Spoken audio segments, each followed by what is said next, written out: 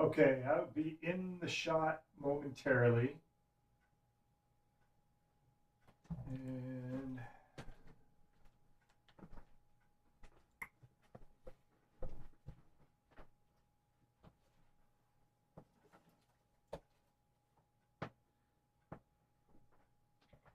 all right, my friends.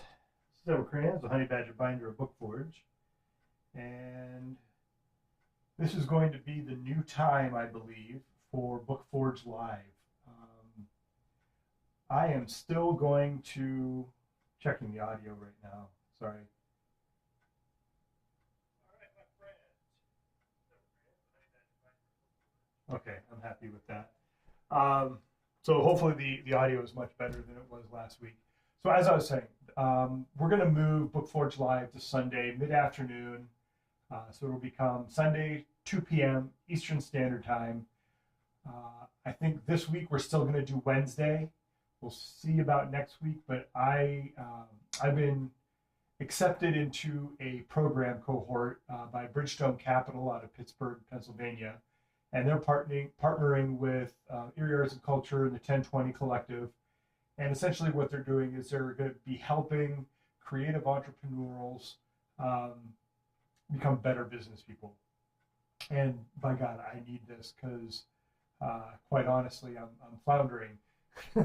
I'm having a great time doing what I'm doing, and I don't want to give it up, but I need to start making this economically viable. With that being said, first thing I want to do is I want to thank all of you people who are watching this on my Patreon channel and have subscribed to a tier. You are contributing to my success. I haven't quite got there yet. If you've been following along for any period of time, there's been a whole series of unfortunate events, if I may steal the title of a book. And I'm yet again trying to get back on my feet. So with that being said, I'm going to be, over the course of March, April, and May, going through their program, and I have ideas. I need them to help me. We're going to work on business plans and all kinds of other stuff to help make this a viable business. They also help you with financing, which I desperately need. Excuse me.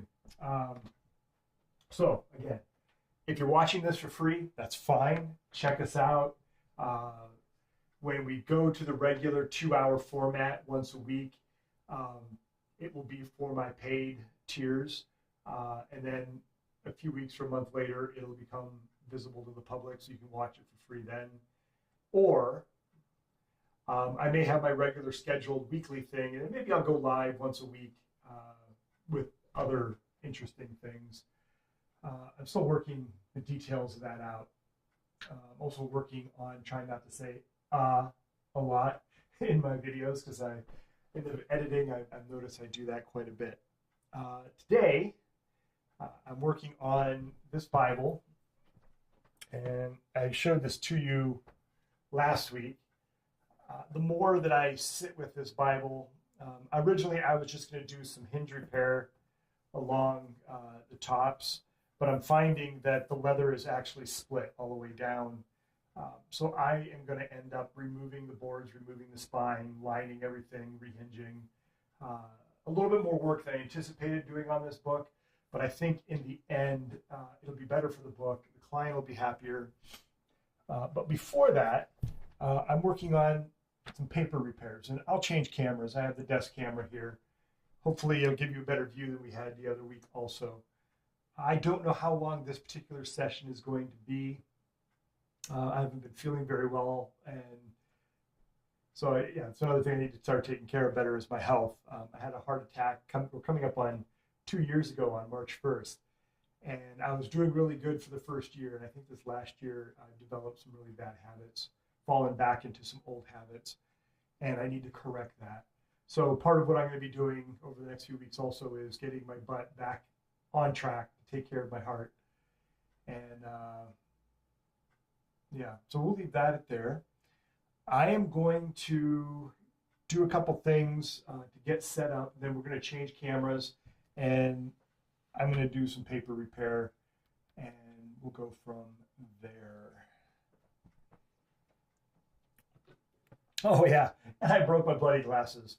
There was a little pin that goes from the glasses to the arm, no screw or anything, because of course, why have something mechanical that's fixable? And the pin broke. So I glued the arm on so I could wear these, because I can't work on delicate things like this without my glasses. All right. So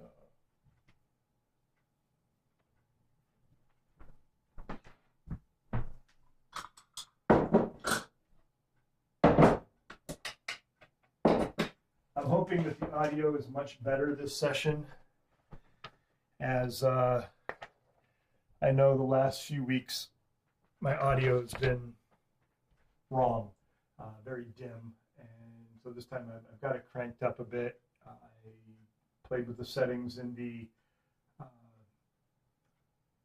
hardware switch that I use. So let's hope I've got something good going on there. This particular stack I did a couple days ago. I'm just getting back to it. So we did an unboxing. We talked about Remay. This is one of the things that I use the Remay for, and that is a protective release layer between things that I wet and I glue and the blotting paper, which we had another release or an unboxing for that. So this is still a work in progress, but this is one of the pages from a Bible. I believe this one is 1824 or 1814 or something like that. So why don't I just look at this, and it says 1825. I was wrong all the way around. All right, so I'm doing paper repair along the edges, because this particular, and I'll post some before pictures. This was all crinkled up. There's a tear here that was fixed. So I got everything straightened out, and I got some Hanji repair tissue on one side. During this video, we're going to work on the other side, because this is thinner than the actual paper, and I'm going to shore that up. So we've got that.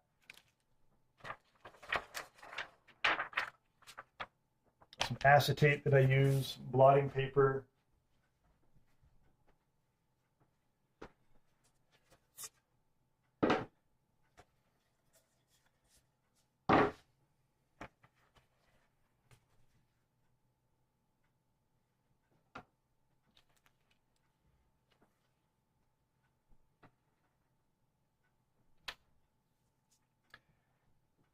Yeah, during the course of the Bridgestone Capital's Erie Made courses, I will keep you updated on what I'm learning, how I'm doing, and as my business plan develops fully, I want to bring you guys in on what I plan on doing, because in my head, I want to move back out of the house. I really enjoyed having a large open space, and it's just the way I function. I just feel better in a big space. And I can't really put on in-person workshops or teach classes in this little room. And even I've started clearing out that back room, but it's going to be another work room that is tight like this. I wouldn't be able to have more than one or two people at a time working with me. And honestly, I would like to make this a bookbinding destination where I have book professionals from all over the country, all over the world come. Do workshops and classes. I would love to learn from other people, and because I've been doing this for well over a decade, and I don't consider myself a master yet. I'm striving. I will continue to strive. It's one of the things I like about this particular, I don't want to call it a job, trade, art, is I'm always learning. There's always something new, and that excites me. So I've got ideas and I have dreams on what I want to do, but I need help. I'm one dude, one guy, and yeah. Oh, hey, something else that I want to talk about. We have a tier called the Book Artist, and that tier has been neglected. I have a few people that are on there. It's my top tier for now. I do plan on adding another tier, and that's pretty much the book patron of the arts. And while they're not really going to get a lot extra, other than maybe from some of the classes, maybe they'll get the books that I make or something like that. I haven't figured out. That's why I haven't launched that tier. But essentially, they would be people who they like what I'm doing, they're interested in it, and they want to give me more money to build out what we are doing here. Maybe it would help me hire someone at some point. I don't know. But I digress. My book artist people, I haven't forgot you. I apologize. I've got some things coming up, some classes. But if you remember, a few months ago, we started talking about this. So next week, this coming week, this is Sunday, so sometime before next Friday, look for a video exclusively for you guys on this. And if you don't know what this is, go back into history and look, because this is going to be pretty damn cool. All right, so I'll be filming a video this week and putting it out there for my book artist tier, and it will be moving this project forward.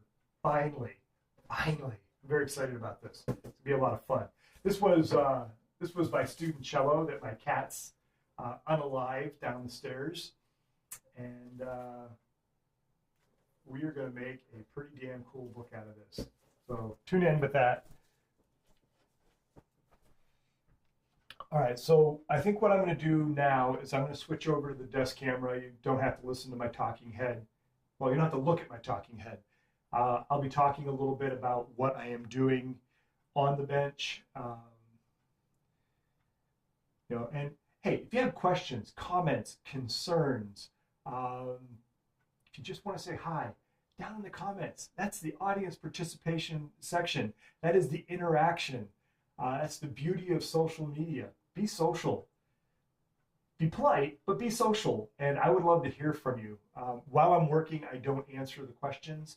At some point, if I have an apprentice or I'm able to hire a helper, I'll have them monitoring the socials. And as things are being questioned, I can answer in real time. But I find I make mistakes if I try and pay attention to the computer and I'm trying to actually do some delicate work on the bench. So if you leave your questions, comments, concerns, your howdies, whatever you want down in the comments, I promise you, I will answer each and every one of you in turn as soon as I'm done broadcasting. All right? So I just wanted to let you know that. I really love the idea of the interaction of this platform. That's my dog out there barking at somebody. All right, I'm going to go switch cameras. So I'm going to step off screen for a moment. You'll have my desk, and we're going to work some paper repair with Hanji paper.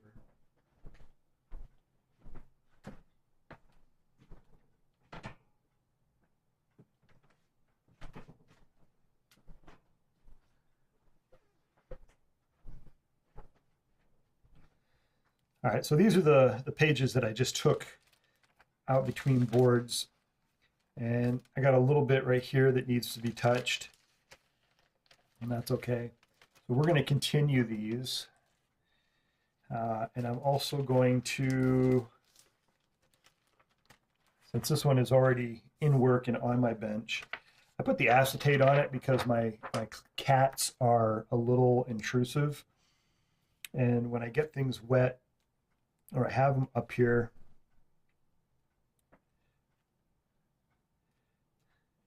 all right, so I've already scored this. You probably won't be able to see it in the camera. I can barely see it, and I'm right here a few inches from my face. But I scored along the edge here so I can get a pretty good contour of the page. You just don't want to stick this on flat. One of the main reasons is you don't want a straight line of repair, because what you're doing at that point, besides being aesthetically hideous, you are creating a hinge point where it will eventually just break the paper. And I'm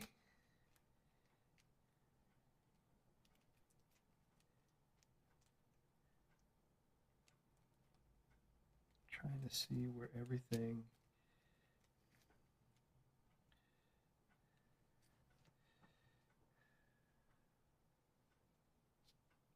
There it is.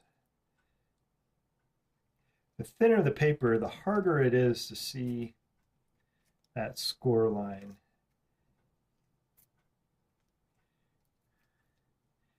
So what I am working with right now is 13 GSM Hanji paper. And if you are not familiar with Hanji paper, it is a highly fibrous mulberry paper, and you can see all these fibers sticking out. They're very long, and it's a strong paper. I am making a concerted effort to pull this apart, and you can't see how much strength I'm putting into the pulling, but it's considerable for the thickness of the paper. I mean, this is tissue paper for the most part. And there we go. Set that aside. And so what I've done is I've created, didn't tear perfectly. I lost some up here, but I think I'm going to move forward with this, and I'll just have to do a little repair right there. But the whole purpose of this is to get it as close to the shape, but it also gives you an uneven feel to it. So I'm going to set this aside, and I'm going to have some of this here to fill in that blank. All right, so one of the problems that I have is this paper is old, it's acidic, and it has folds in it. Now this one isn't as bad as some of the other ones, but you don't want to force a dry fold, especially in your wet or in your dry paper, because all that's going to do is break the fibers. So you want to wet this. Now there's different solutions you can use, and that's personal preference. In this particular case, I'm just going to use straight water, and what that's going to do is it's going to allow the fibers to move without breaking. So the first thing I'll do is I'm going to wet this down. I'm going to smooth out any of these areas that are actually folded back on itself and flatten it.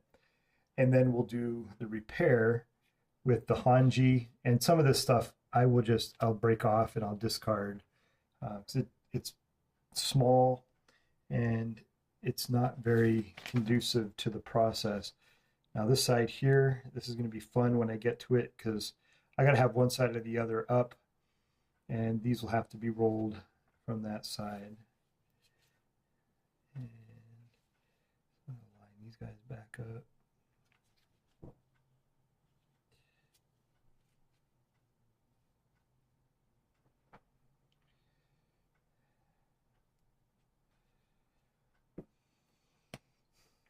Okay, so I have this paper sitting on acetate.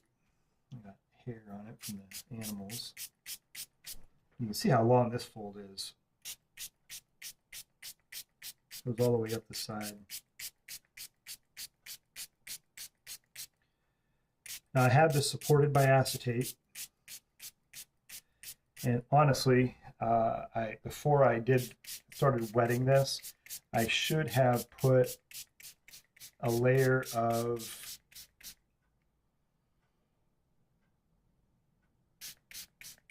remate underneath it, but I'm going to keep going, mainly because I don't want to damage it, and it's supported right now. All it's going to do is it's going to make the adhesive that we're going to use, which is a diluted wheat starch. Typically, I like to use methyl cellulose, but I'm out and I need to move this forward. And I don't know how long it's going to take for me to get methyl cellulose in. So I'm going to move this forward.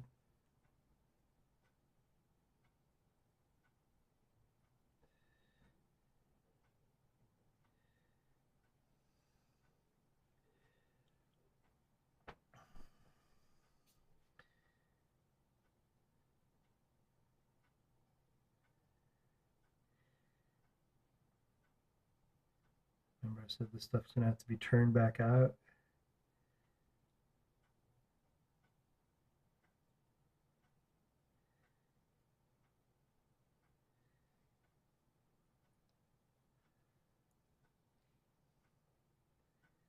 Now, if something breaks away, so be it. I'm going to be very careful that I don't break away text.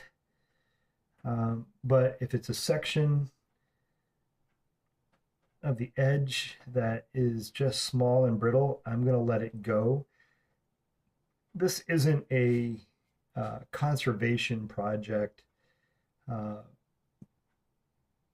It's a book repair project. And the things that I'm doing are not necessarily what you would do in a professional conservation lab, but I don't profess to be a conservationist. I'm a book restorer. I'm a book repairer. And that's what I'm doing.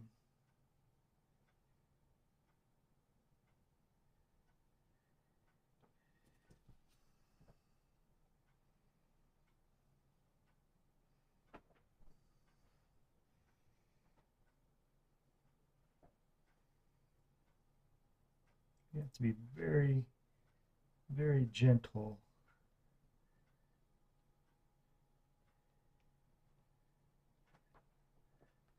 Because right now, the paper, especially in its wet state, is very damageable. This stuff is just melting if I touch it wrong. So if it doesn't look like I'm being very gentle with it, trust me, I am.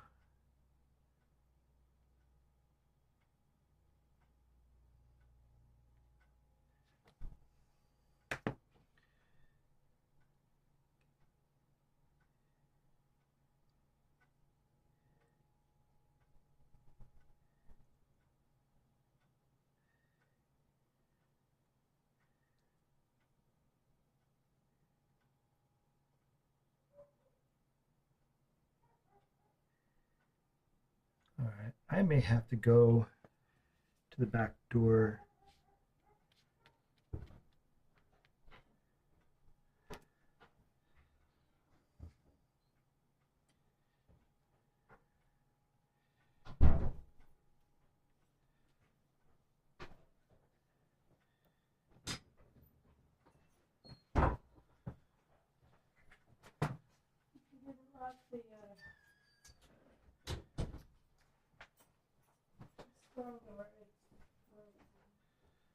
Okay. I'm live, by the way.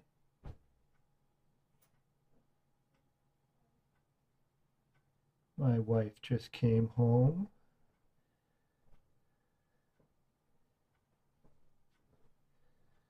And if you want to thank someone for being able to watch me do this, thank her, because without her going to work every day and making sure the bills are covered, I would not be able to do this, because I would have to go get a real job.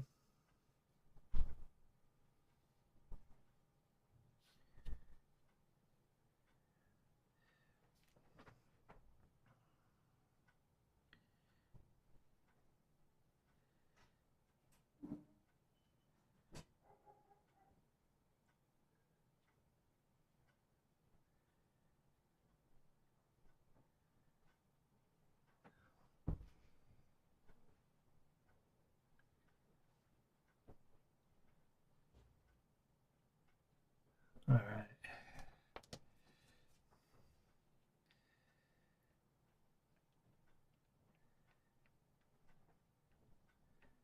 So everybody is now uncurled.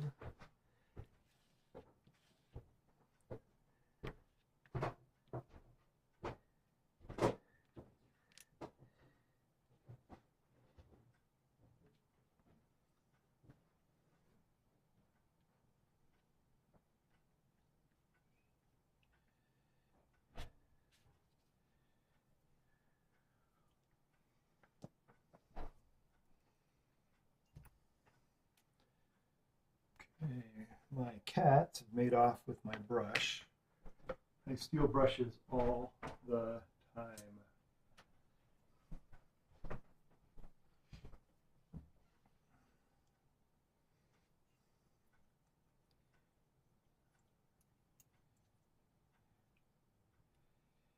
Okay.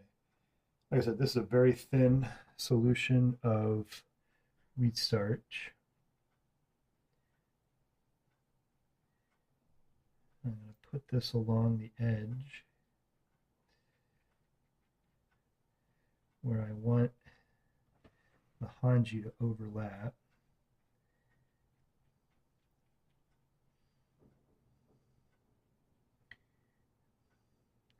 Now, like I said, usually I will use a methyl cellulose for this particular project, but the wheat starch is perfectly acceptable. You do not, and I'm going to repeat that, you do not want to use wheat paste for this, because wheat paste has a tendency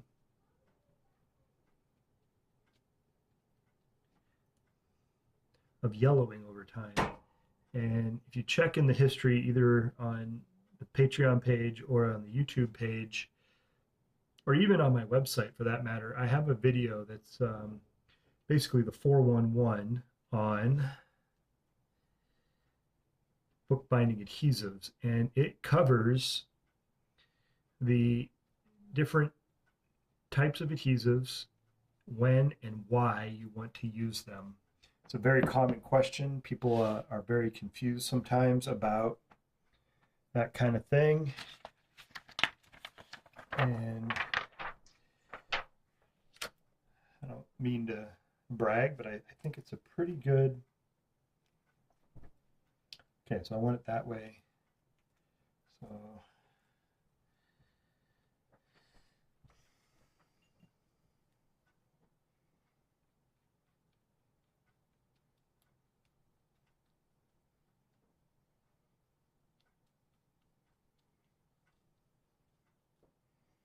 I think it's a pretty good representation. Is it a definitive rule? No.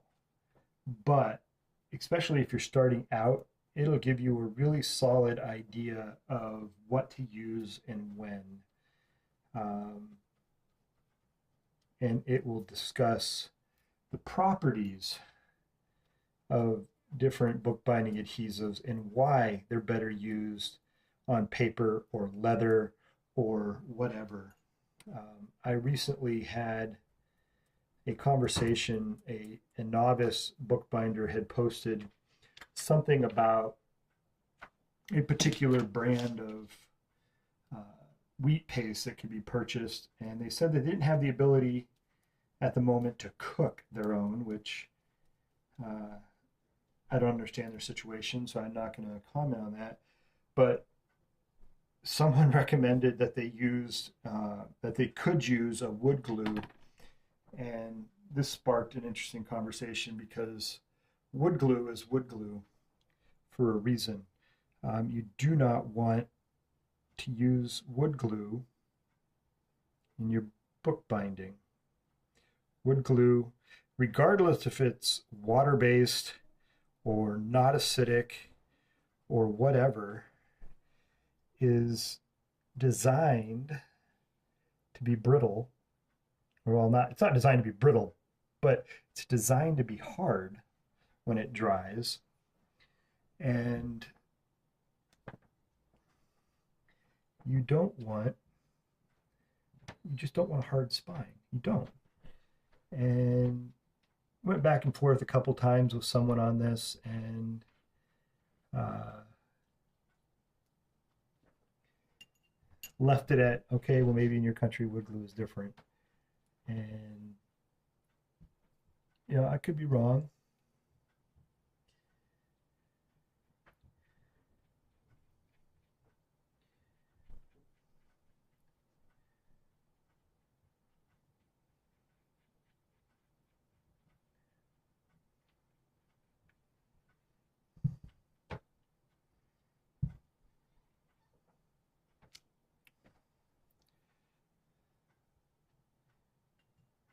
Okay, so I had a small spot right there where I missed. So I'm just going to take a tiny bit of my hanji. I'm going to flare this out.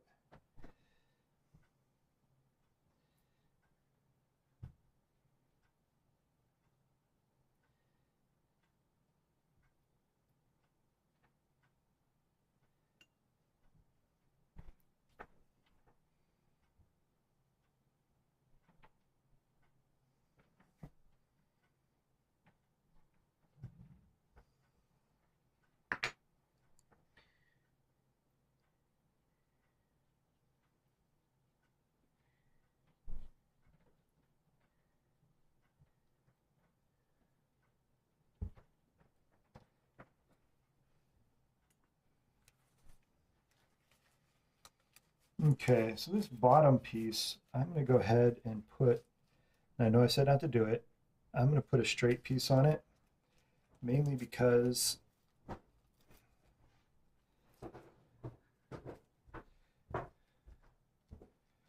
it's fairly straight.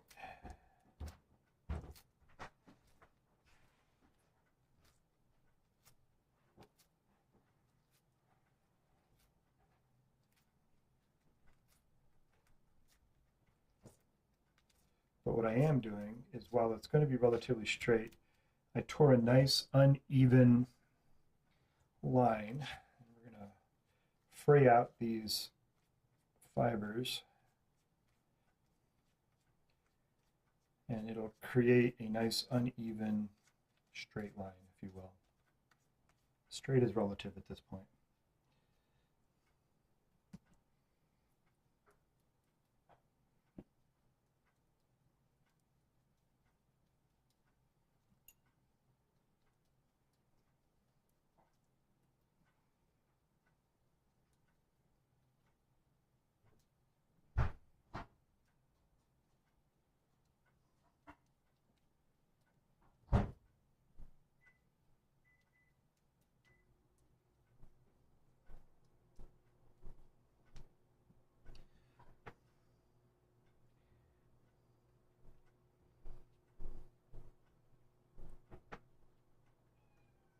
I put paste on both surfaces very lightly. So I want it to soak into both individually before I put them together.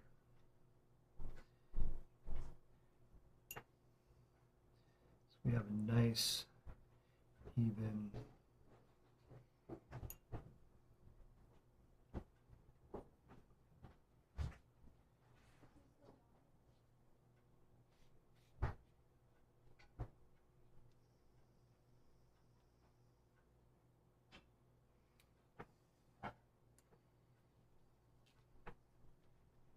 as you see, that's, while it's straight, it's not perfectly straight.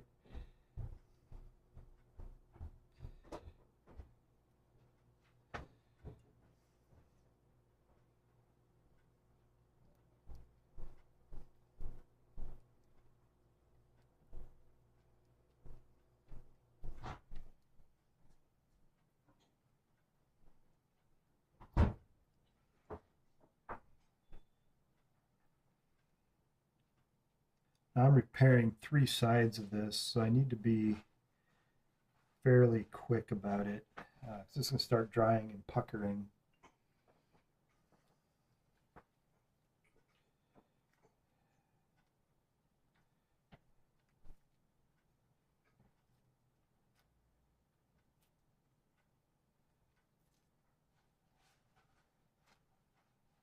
I'm taking this in half because, again, it's going to be a fairly straight run. I am making an uneven edge and going back and forth so it doesn't create a solid line. And since I don't need a lot of material, I'm just shoring up the edge.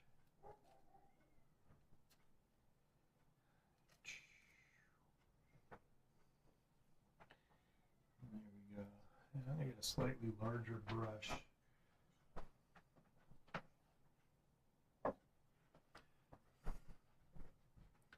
So I'm just going to wet the entire thing.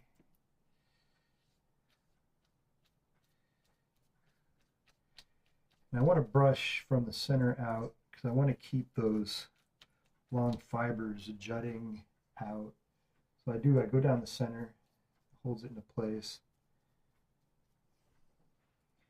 and then I work from the center out, pulling those fibers with the brush.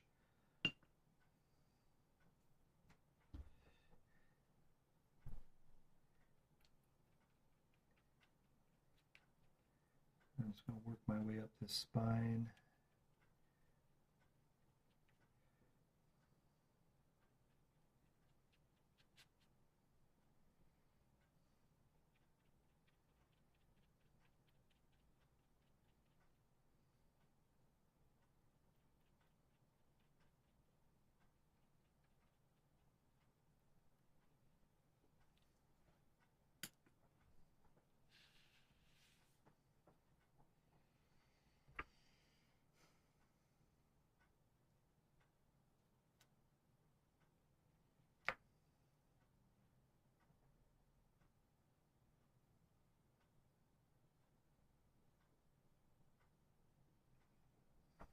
This is the fun part.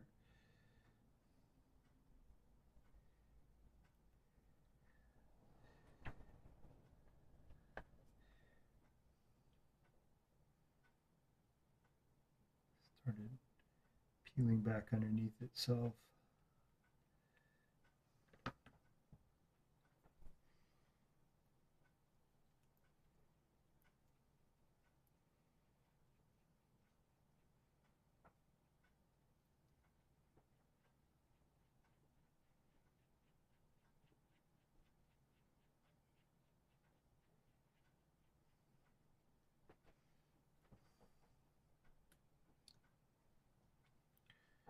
And really I only need a few inches of this.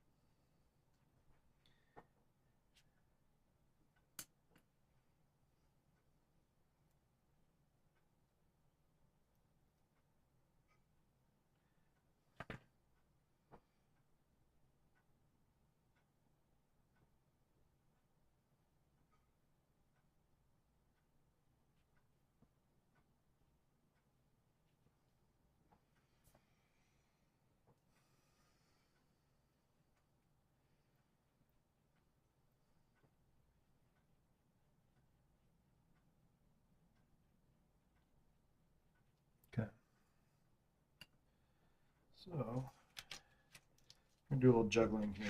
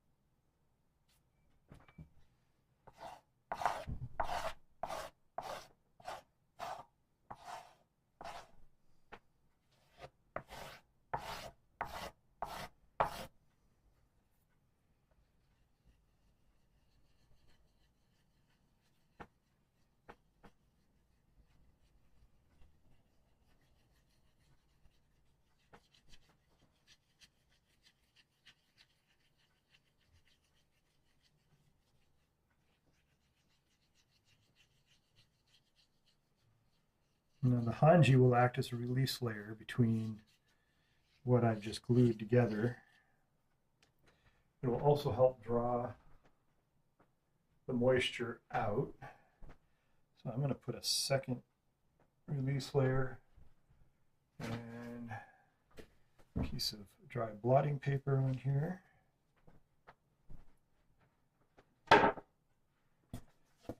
Put a board, and then I'm going to set it over there and put weight on it to let it dry.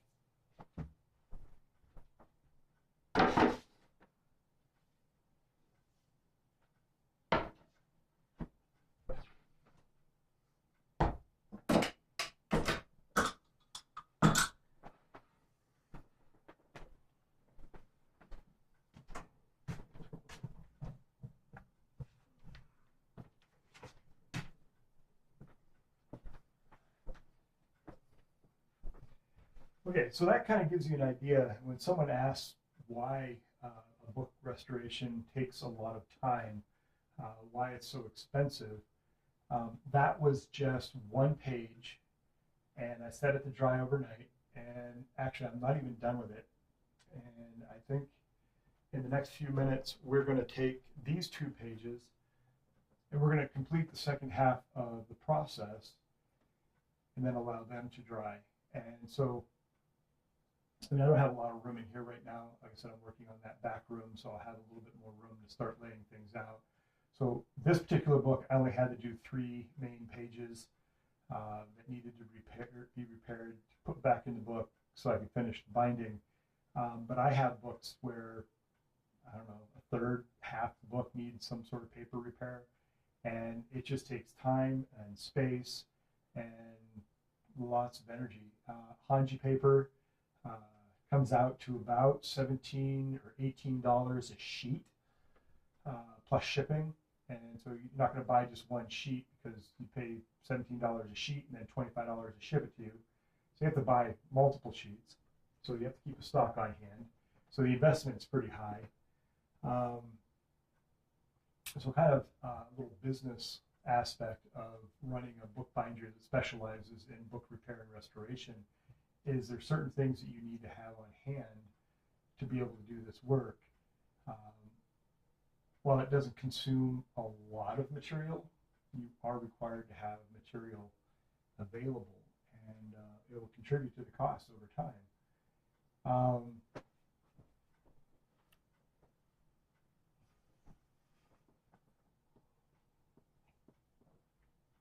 So let's have a quick poll.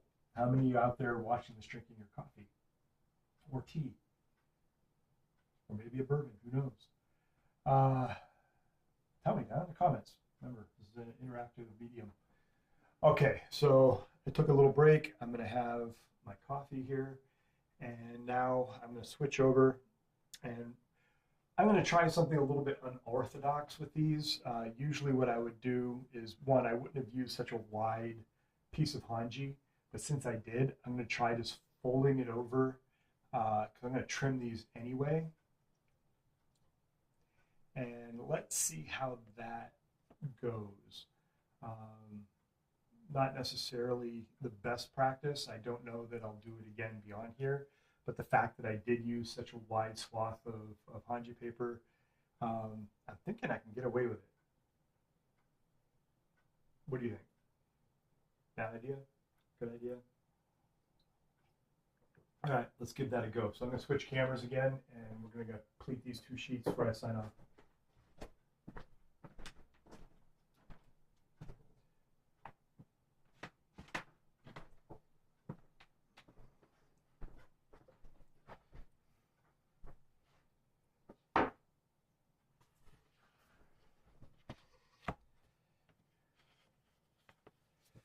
So I think what I'm going to do is, I'm using these partial sheets, but I think what I want is I'm going to pull out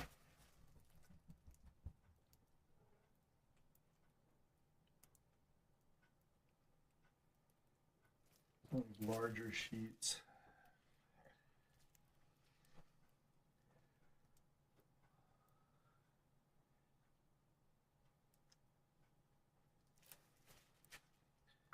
All right, that. Oh, I'm gonna drop these in here.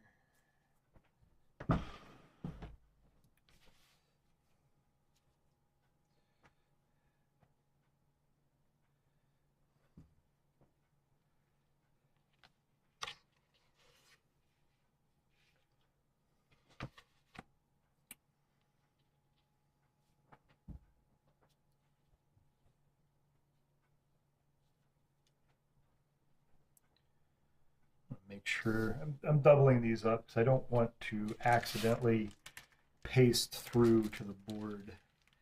All right, so this original layer is adhered to the front, and what I'm going to do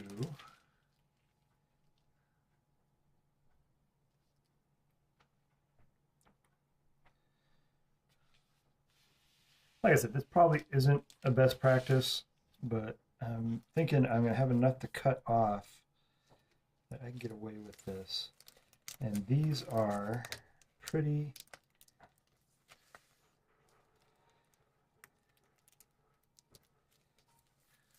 straight edges.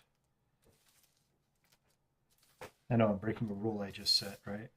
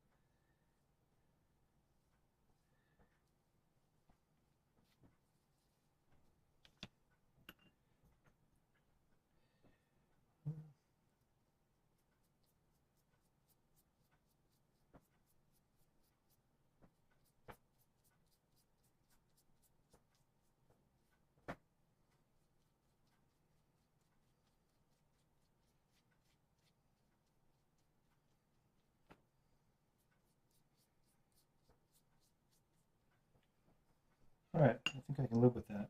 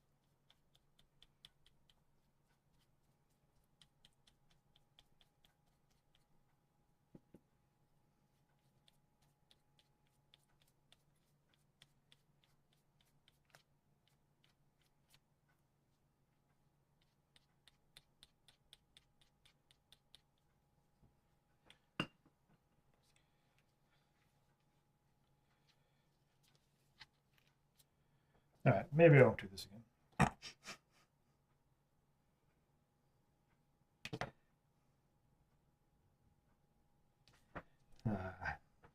Yeah, I definitely won't be doing this again. Should have remained a thought experiment, not meant to be brought into the practical world.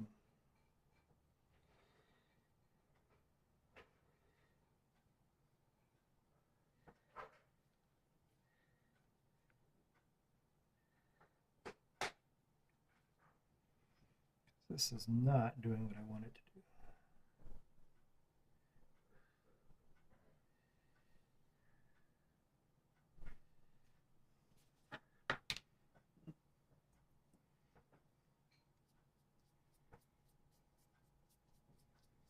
And that's okay. That's what experimenting is about. Knew the rules. I wanted to see if I could break it. And I've now confirmed that there's a reason for that rule.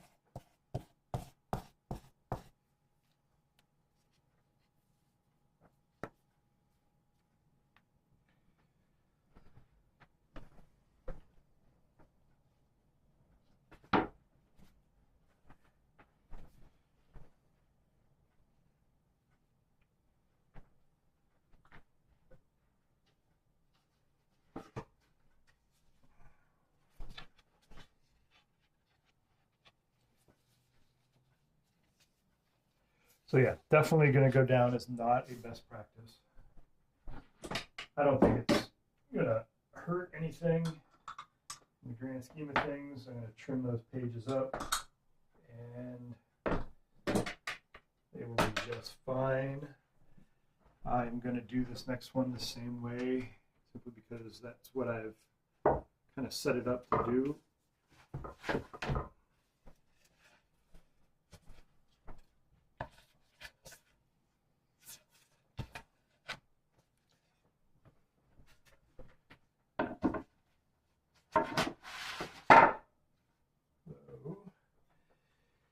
Oh, I do have another blotting paper. All right.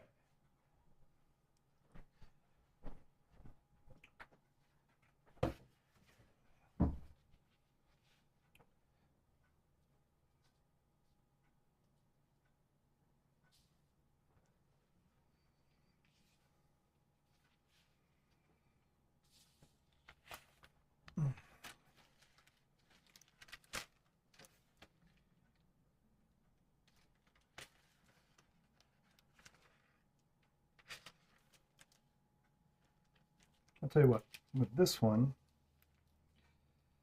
we're going to do it the way I normally would do it. And so for that, I'm going to need my hanji.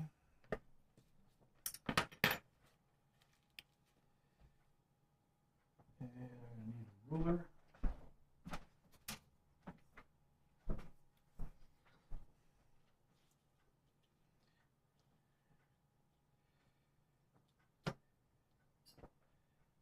And then I'm going to take some moisture and run along my ruler.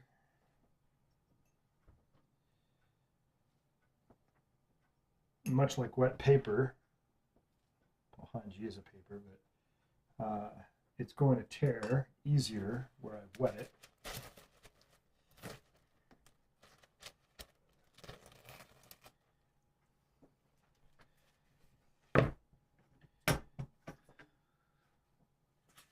All right, so So that, I'm going to tear one more off.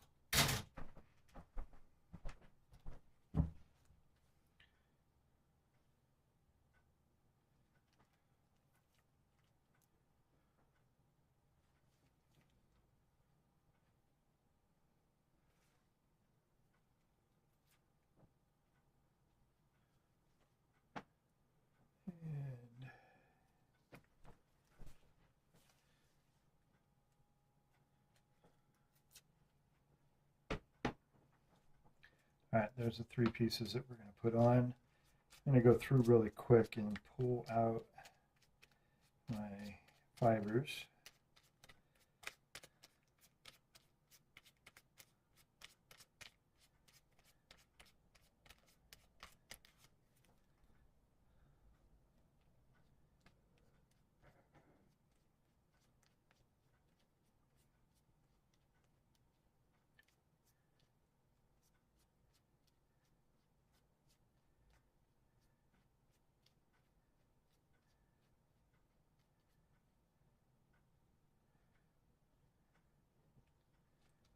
The fibers along the wet edge, to be careful not to pull too much because they really want to come out at that point. That's okay. All right, there we go. Three pieces. I'm just going to bring this over here. And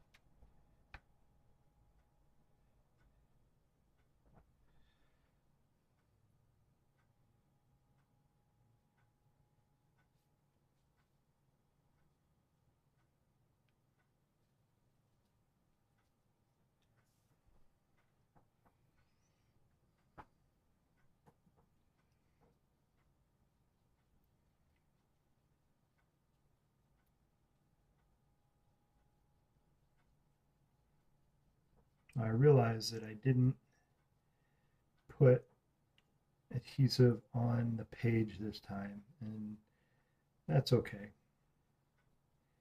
This hanji is thin, and by adding a wet layer like this, it's going to pull through.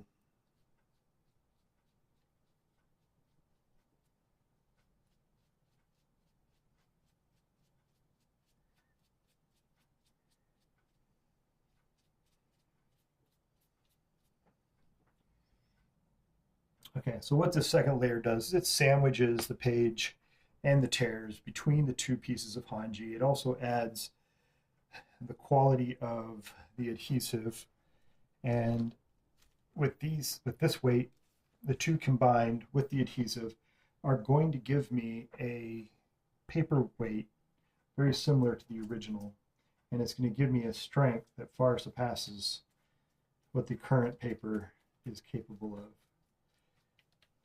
A very effective repair.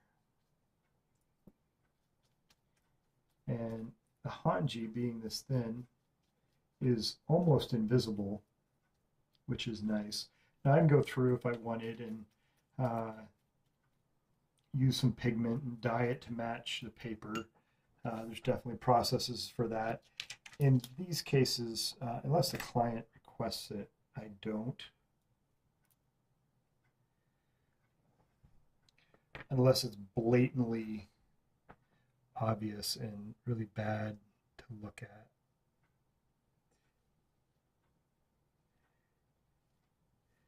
Then I might go in and do that.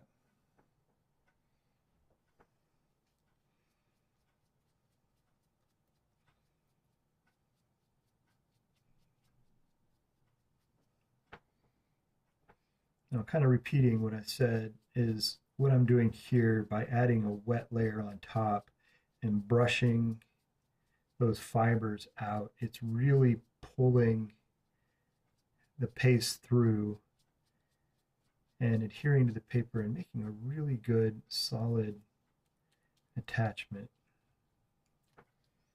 And by pulling those fibers through, it makes a very uneven line down that page. So it minimizes the chance of creating a break line where the page is just going to break on it again.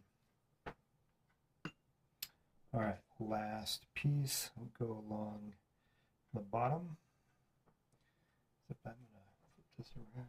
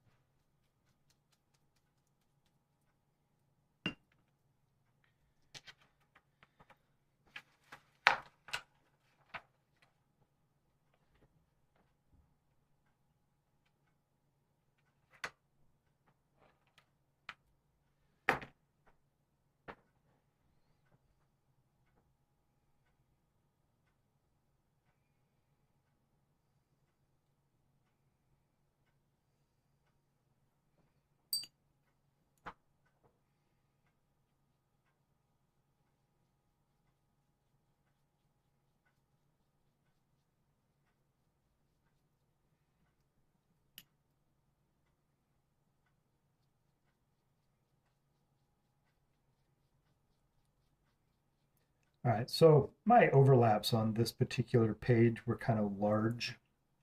I'm going to acknowledge that. Typically, I would do less. So if you feel you need to comment about that, do so. I agree with you. My overlap of the kanji onto the page, I would normally want to see in the under 5mm arena, and I definitely exceeded that here, but that's okay. It's not going to hurt the final outcome of this particular project. If I were working a fine book, I would probably be a little bit more concerned. And not to say that this book doesn't have value.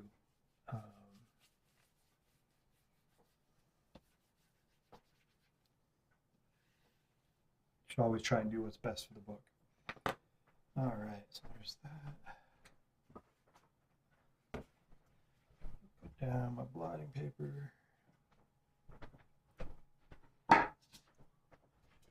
Here's another board. All right, so these are going to go under weight.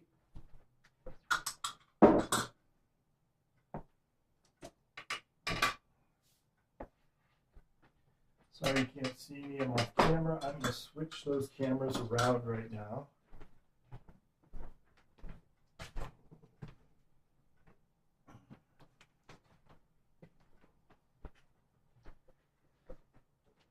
There I am. All right.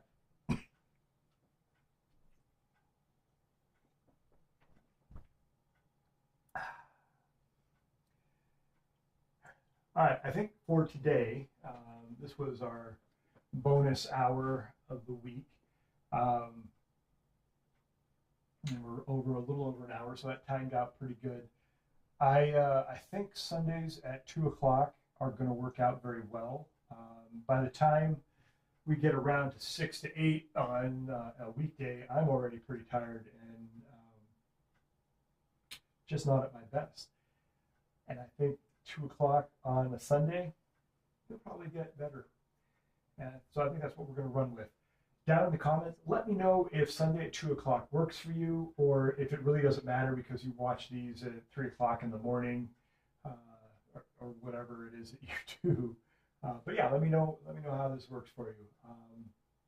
I'm going to sign off. I'm going to check my audio because I'm really curious. I hope this session had much better audio. I've been very disappointed in the last few. All right, my friends, this is Edward Kranz, the Honey Badger Binder. This has been BookForge Live, and we'll see you on Wednesday. Thank you. Bye-bye.